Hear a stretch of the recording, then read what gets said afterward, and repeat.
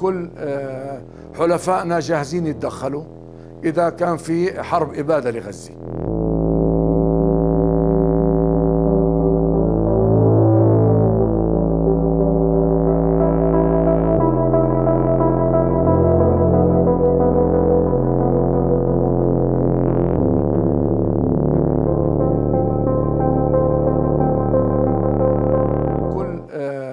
حلفائنا جاهزين يتدخلوا إذا كان في حرب إبادة لغزة.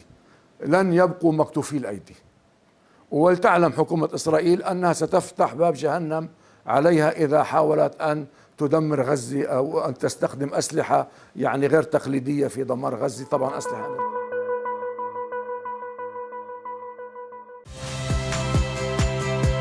Saya Friska Clarissa. Saksikan program-program Kompas TV melalui siaran digital, pay TV, dan media streaming lainnya.